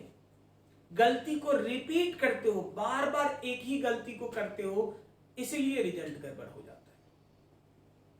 ये अगर ओन मिस्टेक्स का जो कॉपी बनाओगे, मैं बताऊंगा थोड़ी देर में कि ये हर दिन इसको रिवाइज करना है। क्या अभी पहले ही उसी को क्लियर कर लेते हैं। देखो, जो आप ओन मिस्टेक्स का ये कॉपी बनाओगे, ये हर दिन आपको रिवाइज करना है, एक दिन नहीं, डेली उसको रिवाइज करना है।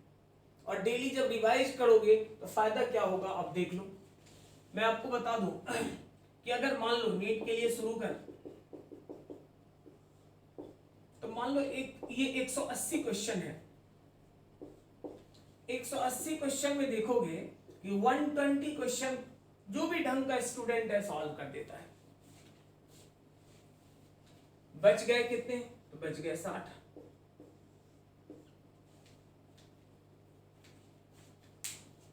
यही 60 क्वेश्चन जो है ना ये गलत करते हैं लोग, और यही गलती जो है ना वो उसे डुबा देता है।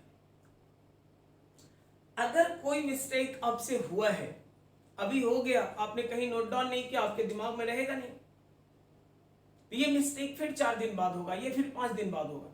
लेकिन मैंने कहा कि अलग नोट्स बनाओगे तो अलग कॉपी, उसका सबसे बड़ा एडवांटेज होगा कि एग्जाम के ठीक एक दिन पहले वही कॉपी मैं बोलूंगा पढ़ो, अपनी गलती को पढ़ो ना। जो तुम्हारा सही है वो तो सही है, और उसको बार बार पढ़ के क्या करोगे? जो गलत है, जो तेरे से गलत होता है उसको पढ़ो ना। वो अगर अगेन एंड अगेन पढ़ोगे तो बहुत बार पढ़ने से फायदा क्या होगा कि वो इस तरह याद हो जाएगा कि फिर वो गलती रिपीट नहीं करोगे। एडवांटेज एडवांटेज गलत होने वाला 70% से ज्यादा क्वेश्चन अब करेक्ट होने लगेगा। अगर ऐसा हुआ तो देख लो क्या होगा। 60 क्वेश्चन आपकी गलती के लिस्ट में है। आपने इस स्ट्रैटेजी को अपनाया कि गलती का कॉपी बना के उसको बार बार रिवाइज कर रहे हैं, इसका 70% करेक्ट होने लगेगा, मतलब इसका 70%। देख लो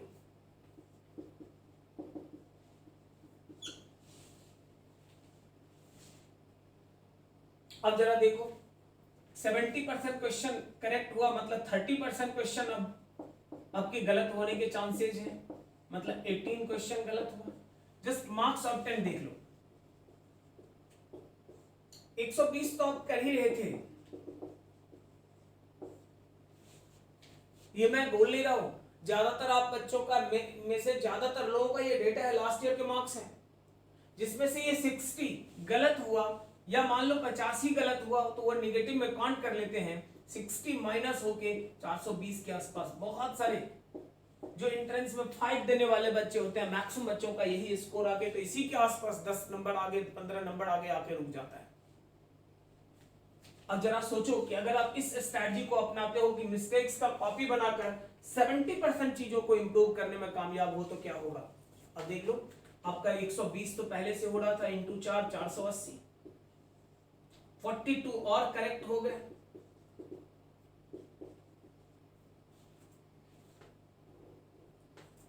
देख लो, आप कहोगे कितना,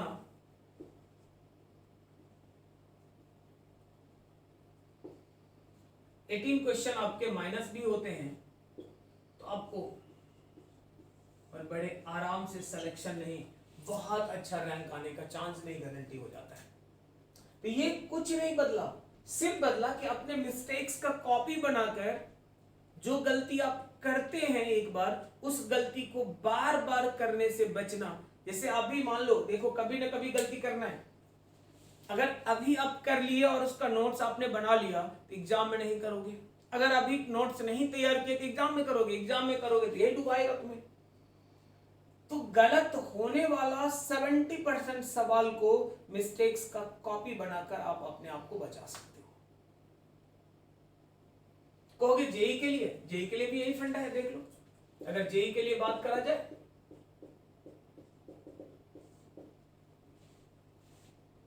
मैं बोलूं कि 75 क्वेश्चंस होते हैं टोटल,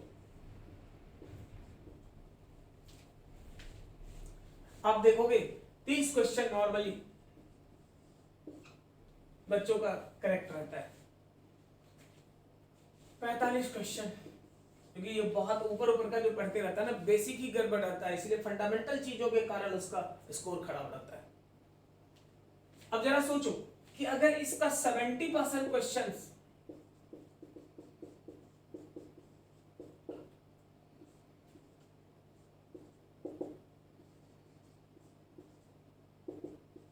मानकर 32 होगा,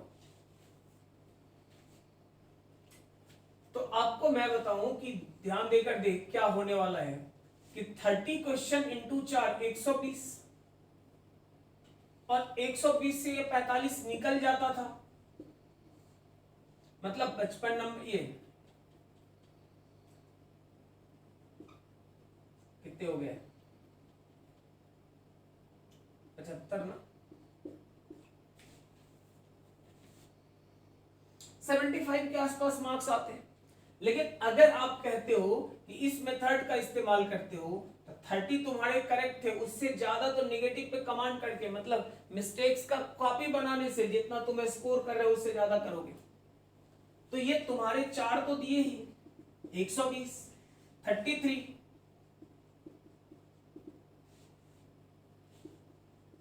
आप देख लो 200, सही है। अब अगर कहते हो 12-15 गलत भी हो गया तो आपके 12 नंबर आपके कम हो जाते हैं। 12 क्वेश्चंस आपके देख लो, इधर आपके दोनों को जोड़ लो तो आपका कुछ और नहीं, 63, 12 क्वेश्चन आपके मैंने माइनस कर दिया 240। यार 240 छोड़ना, 220 तुम्हारा, 210 अगर आता है एनआईटी तो कंफर्म है। तो ये अगर मिस्टेक्स को सिर्फ कंट्रोल कर लोगे ना तो तुम्हारा रिजल्ट हो जाएगा। इसीलिए ये जरूरी है कि पॉइंट की मिस्टेक जो करते हो, जो गलती आपसे होता है, उस गलती का एक कॉपी बनाओ, उस कॉपी को बार बार रिवाइज करना है। कैसे, क्यों करना है, ये क्लियर हो गया। अगले स्टेप में मैं बताता हूं कि कैसे करना है, क्या करना है उसका।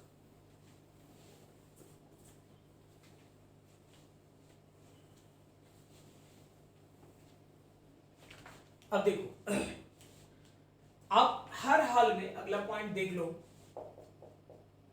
अगर इस ईयर रिजल्ट चाहिए तो 12 आवर्स के स्टडी के लिए मिनिमम 12 घंटा, उससे ज्यादा पढ़ते हो और बढ़िया बात है, लेकिन कम से कम 12 घंटा के लिए खुद को तैयार कर लो। 12 घंटा से कम पढ़ने से बिल्कुल काम नहीं चलेगा, 12 आवर्स मिनिमम करना ही होगा। अब इस 12 घंटे का बंटवारा देख, 3 घंटे तो लग गए तुम्हारे पेपर सॉल्व करने में। अगला गलती का नोट्स बनाने में 1 घंटा लगेगा। क्या क्या गलत किया उसी को तो लिखना है। 1 घंटा नहीं तो 1 से 2 घंटे, कभी कभी कोई कोई टॉपिक में फंसता है तो 1 से 2 घंटे का समय लगेगा। लेकिन ये जरूर बनाना, इसको छोड़ना नहीं, क्योंकि यही डुबाएगा। अभी कैलकुलेशन भी तुमने देख लिया।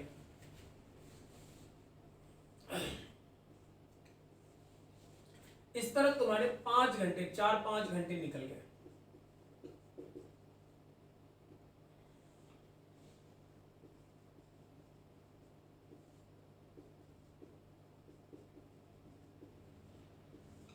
हर दिन अपने गलती वाले कॉपी को 2 घंटा पढ़ना है। शुरू में तो कम भी पढ़ो, क्योंकि शुरू में जब अब 26 से स्टार्ट करोगे चैप्टर्स कम रहेंगे, या आपने पहले से करा हुआ है, गलती का कॉपी बनाया हुआ है। क्योंकि ये बात मैं आज ही नहीं बोलता हूं, मैं क्लास में भी ये बोलता था।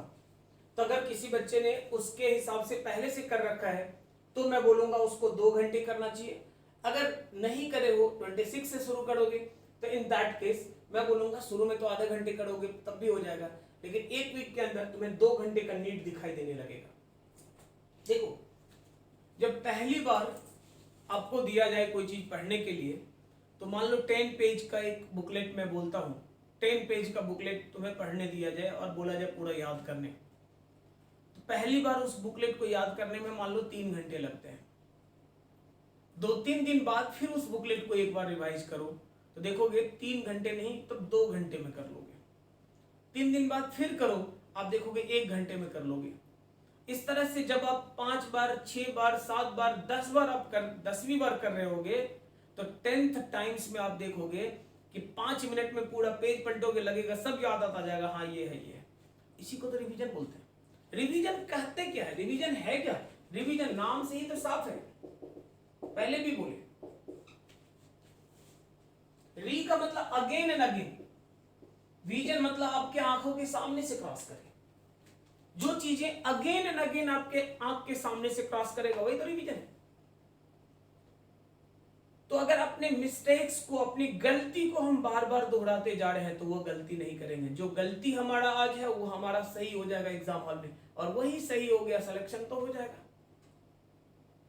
इसीलिए अगला पॉइंट यही है कि 2 घंटे आप इसको टाइम दो, जिस 2 घंटे में आप हर हाल में इस गलती को रिवाइज करोगे। और ये डेली स्टार्टिंग से करना, ऐसा नहीं कि कल का, पिछला क्लास का, ऐसा नहीं। हमेशा ध्यान रखना, पीछे से, स्टार्टिंग से डेली पूरी को पढ़ना है। देखोगे आप कि जिसके नंबर ऑफ टाइम्स ज्यादा होते जाएंगे, ऑटोमेटिकली उसका टाइम ड्यूरेशन घटता जाएगा। 15 दिन के बाद आप फील करोगे कि 15 दिन में के बाद जो 14th लेक्चर है, 14th डे का है, उसमें आपको ज्यादा टाइम लगेगा। लेकिन फर्स्ट डे वाला जो था वो तो बस पेज पलटोगे, first, second, third, fourth day वाला, क्योंकि वो 15 बार हो गया होगा ना। नंबर ऑफ टाइम जितना बढ़ता है, टाइम रिवाइज करने का टाइम उतना घटते चला जाता है। तो आपको यहां से 2 घंटे ये देने पड़े, आप कह लो और जोड़ लो 5 घंटे प्लस 2 घंटे। अब आपके हाथ में 5 घंटे हैं।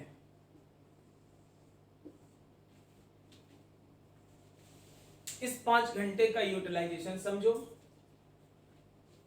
प्रॉब्लम सॉल्व करने के दौरान जब आप रैंडम क्वेश्चन सिलेक्शन करोगे तो आप देखोगे कि हर सब्जेक्ट में कोई पर्टिकुलर टॉपिक है जिस टॉपिक में आप वीक थोड़े से पढ़ रहे हो, जिसके सवाल बार बार गलत हो रहे हैं। जैसे मान लो कभी आपने मान लो एसएचएम का सवाल किया और बार बार गलत हो रहा है, तो बहुत परेशान नहीं होना है। आपको बस इतना सा काम करना है कि आपको पता चल गया कि एसएचएम का गलत हो रहा है, तो यही 5 घंटा जो है इसी में से टाइम निकाल के एसएचएम का जो आपका नोट्स है उसको थोड़ा थॉरो पढ़ोगे। यही काम आप बायो के लिए भी करोगे, यही काम केमिस्ट्री के लिए भी करोगे, यही काम मैथ्स के लिए भी करोगे।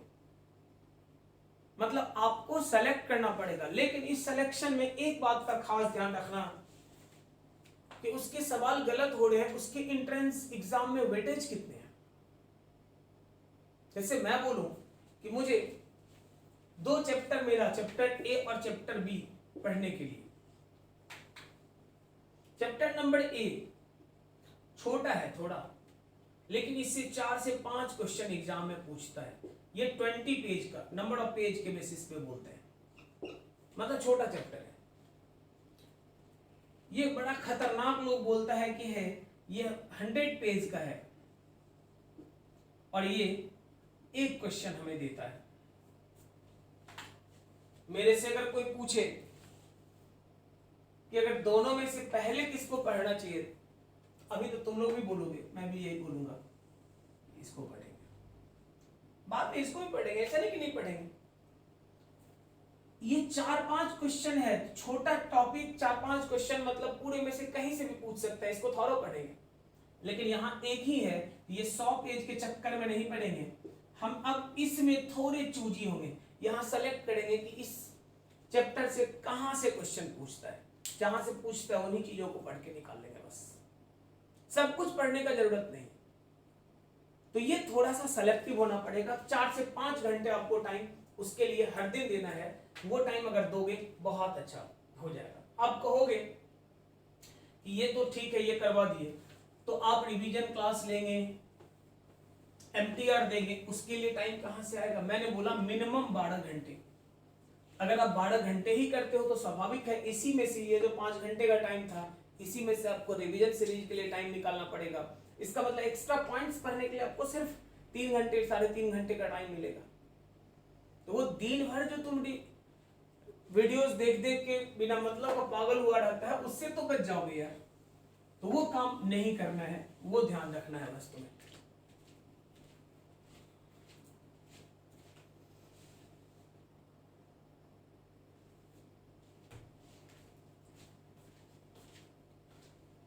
अब देखो, एंट्रेंस एग्जाम के लिए सबसे इंपॉर्टेंट चीज क्या है?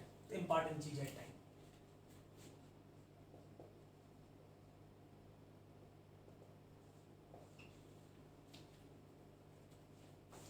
टाइम का मतलब है कि मैं आपको बता दूं कि अगर एंट्रेंस वाले टाइम बाउंडेशन हटा दें तो मैं गारंटी देके बोलूंगा कि मेरे मैक्सिमम बच्चों का सिलेक्शन हो जाएगा।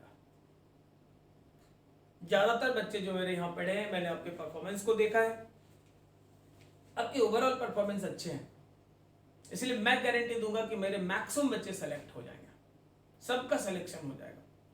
गड़बड़ी कहां होता है? तो लैक करता है टाइम। आप लोग सॉल्व भी करते हो, आप देखते होगे प्रॉब्लम नहीं सॉल्व होने का दिक्कत नहीं होगा। फिजिक्स में स्पेशली बोलूं तो ऐसा नहीं होगा कि फिजिक्स में सवाल सॉल्व नहीं होता है, समझ में नहीं आता है। आपको जो भी चीज परेशान करता है वो है कम टाइम में करना, और वो आपकी गलती की वजह से, क्योंकि टेक्निक्स मैंने बताए लेकिन आपने रिवीजन नहीं किया। आप भी उस समय एक बार पढ़े, बस सब हाँ होता जा रहा है, लेकिन 3 महीने बाद 4 महीने बाद वो चीजें दिमाग से निकल जाता है। इसलिए बोलता हूं रिवीजन अगेन एंड अगेन करने के लिए। तो मैं बोलूं कि सबसे अहम चीज है टाइम, और इसलिए आपको टाइम के खेल में 2 ही चीज बचाएगा।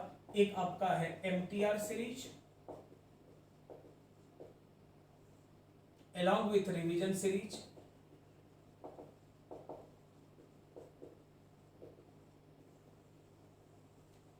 and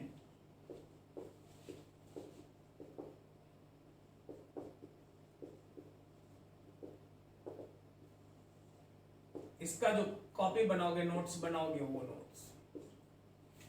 2 ही चीज बचाएगा, कम टाइम में सॉल्व करना करने का यही दो चीज तरीका है, एमटीआर और रिवीजन सीरीज आएगा और ओन मिस्टेक्स का। कई एक बार एग्जाम हॉल में रहता है कि सवाल आएगा, अरे हाँ ये तो पढ़े थे, ये कुछ था, क्या था। ये इसलिए होता है कि क्या था, क्योंकि आपका रिवीजन बहुत सही नहीं है। आपने एक बार पढ़ा था, आप अगर उसको 10 बार पढ़े रहते ना तो क्या था नहीं तुरंत लिख देते, अच्छा यही है बस। तो इसलिए टाइम को सेव करने के लिए ही ये दो चीज, ये मेरे साइड से होगा, ये आपके साइड से, ये दोनों बैलेंस रहेगा, ये दोनों रहेगा। इसलिए मैं बोला दो, क्योंकि ये दोनों मिलाकर एक मैं इसलिए बोल रहा हूं क्योंकि मेरे साइड से है, ये तुम्हारा है कंप्लीट। तो हर हाल में ये दोनों चीज अगर बैलेंस रहेगा तो आपका सिलेक्शन गारंटी के साथ होगा। अब जो सबसे अहम बात है वो ये कि एग्जाम के टाइम पे क्वेश्चन बनाना।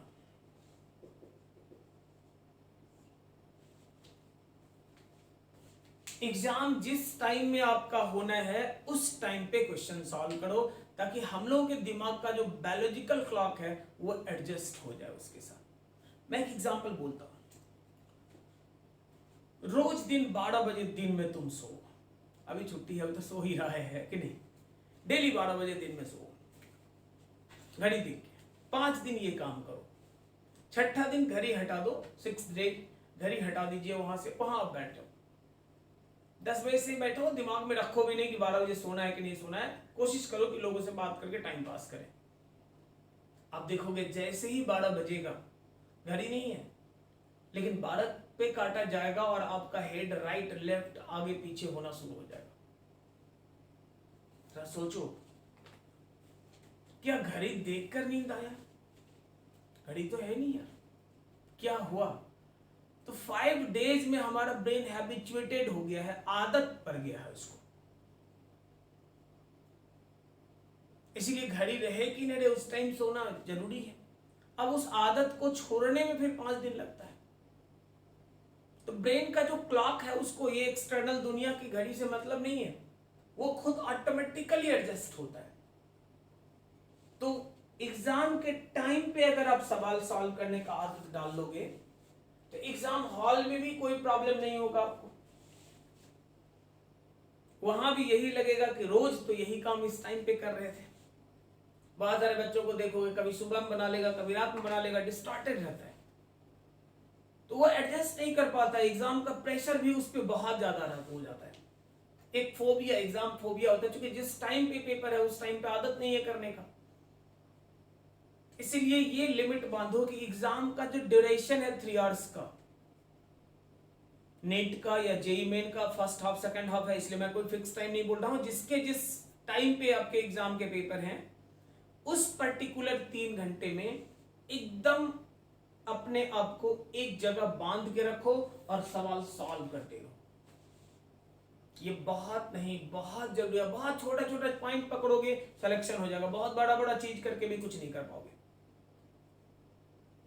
तो इसलिए सबसे अहम चीज होगा कि आप एग्जाम के टाइम पे, किसी और टाइम पे नहीं, एग्जाम जिस टाइम पे होता है उसी टाइम पे प्रॉब्लम सॉल्व करने का आदत लगा लो। आप हर दिन आदत डालो, करेक्ट है? तो यही सब चीज करते जाना है। बाकी तो जैसे जैसे लेक्चर्स में आएंगे वो हम बताते चलेंगे आपको। और कुछ बहुत नहीं कुछ करना है, बहुत पैनिक नहीं होना है। यार मैं हूं, तुम लोग के साथ हूं यार, ऐसा क्या है।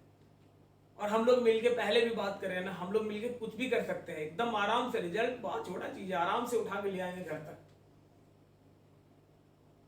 मेहनत करके। मेरे साइड से सही कंटेंट्स, सही रिवीजन का पैकेज मिलेगा आपको, और आपकी तरफ से ये सब जो कुछ पॉइंट्स मैंने बोला वो पॉइंट्स पे वर्कआउट करेंगे।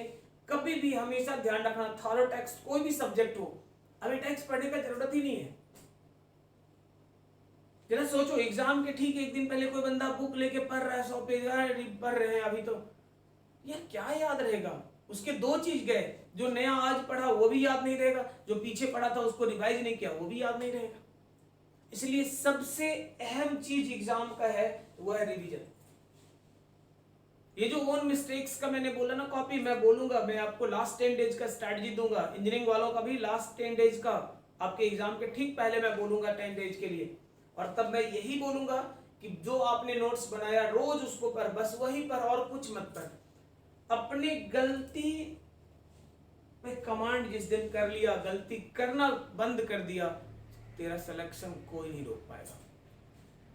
नया चीज सीखने में उतना बात नहीं है, उतना कुछ नहीं आ पाता आपके अंदर जितना अपने गलती को रोकने से आपके अंदर इंप्रूवमेंट होता है।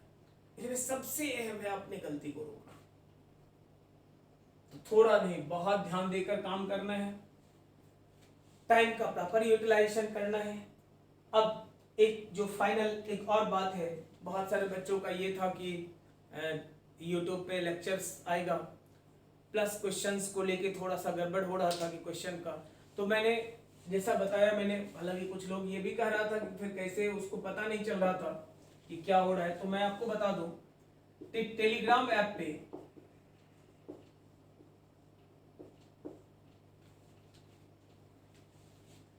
मैंने बना दिया है आप लोगों के लिए एक ग्रुप, वहां भी physics bye Anand Kumar,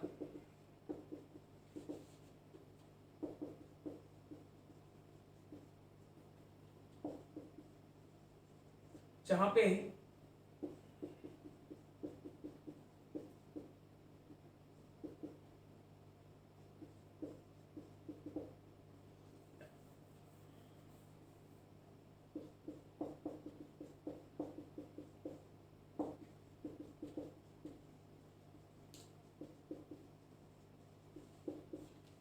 extra physics bye Anand Kumar करके मैंने ग्रुप बनाया है आप लोगों के लिए। उस ग्रुप का सबसे अहम चीज है कि जो भी क्वेश्चन ऑफ द डे मैं डालता रहूंगा, मैं कुछ कुछ चीजें उस पर पोस्ट करता रहूंगा, जिससे कि आप में एक एक्साइटमेंट रहे, आप प्रॉब्लम सॉल्व करोगे और फिर हम उस प्रॉब्लम का सॉल्यूशन भी प्रोवाइड करते रहेंगे।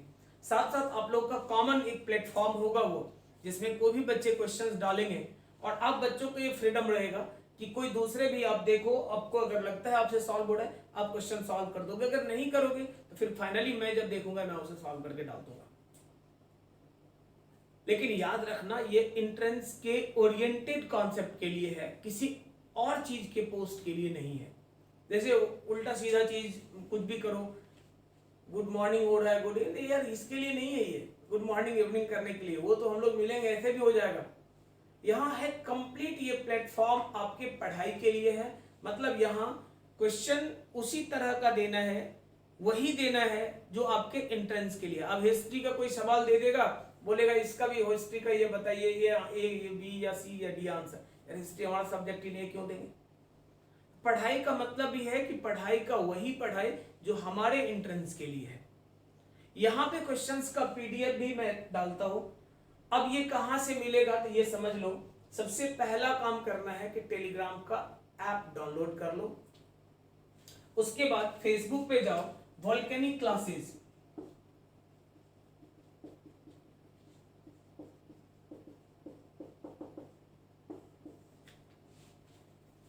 फेसबुक में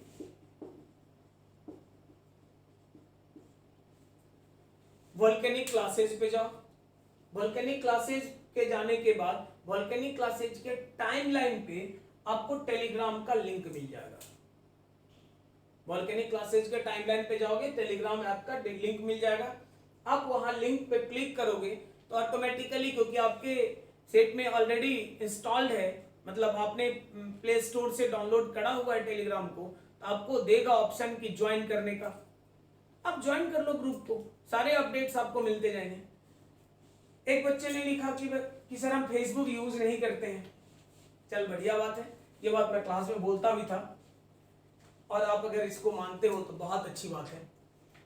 मैं बोलूंगा ऐसे अगर कोई लोग हो तो भी कोई दिक्कत नहीं, आपके कांटेक्ट के जो भी यहाँ के स्टूडेंट हैं उसमें से किसी को भी आप कहो, या जो भी ज्वाइन कर रखा है टेलीग्राम पे मेरे ग्रुप को, उससे आप बोलो, वो आपको ज्वाइन करा देगा, वो लिंक शेयर करके वो आपको ज्वाइन करा देगा। या अगर दिक्कत है तो इंस्टीट्यूट का जो यहाँ का नंबर है रोशन का, जो इंस्टीट्यूट के नंबर पे 909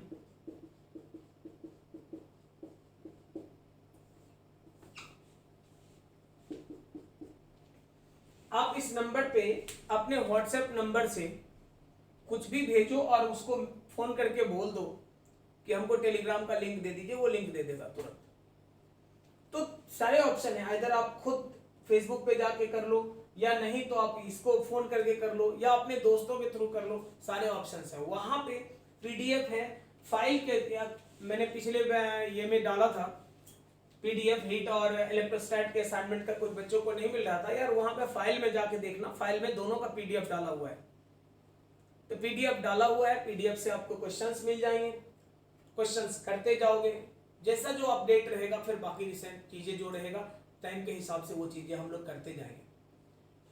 तो बहुत अच्छे से मेहनत करना, बहुत अच्छा हम लोग करेंगे और बहुत आगे तक जाएंगे। कुछ बच्चों का ये भी था, लास्टली मैं बोल दूं कि कुछ चैप्टर्स को लेके कि ये चैप्टर कर देते हैं, बहुत सारे चैप्टर्स ऐसे हैं जिसे मैंने पढ़ा रखा है फिर भी आप बोल रहे हो। तो कुछ चैप्टर्स आपको अगर लगता है कि आपका वीक है, बिल्कुल परेशान आप नहीं हो।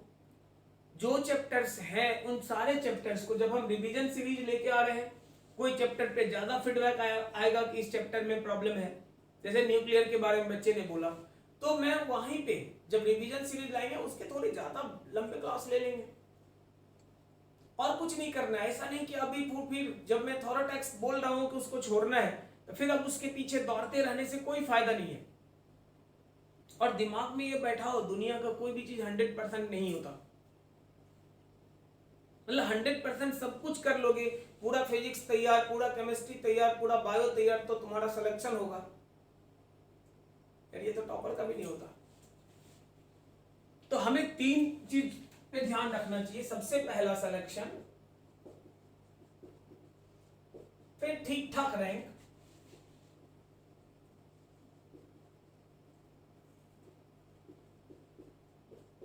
फिर अच्छा रैंक और चॉइस कॉलेज।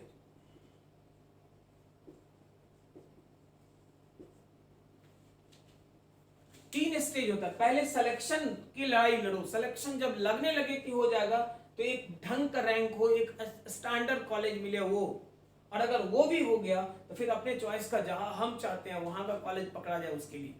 तो ये 3 स्टेप वाइज करो ना। तुम लोग क्या करते हो, डायरेक्ट पहले अपने चॉइस का कॉलेज, आईआईटी मुंबई से नीचे पढ़ेंगे नहीं, एम्स के नीचे सवाल ही नहीं उठता। बाद में देखोगे तो बेतिया मेडिकल कॉलेज भी छूटते नजर आता है, एनआईटी तो छूट ही जाता है, प्राइवेट कॉलेज खोजता है कि कौन सा अच्छा है, तो बेकार है। उस स्थिति में जाने से बढ़िया है कि पहले बॉटम एंड को ठीक कर ले, मतलब पहले सिलेक्शन मेरिट लिस्ट में अपना जगह बना ले, देन धीरे धीरे इंप्रूव करते चले जाएंगे हम लोग।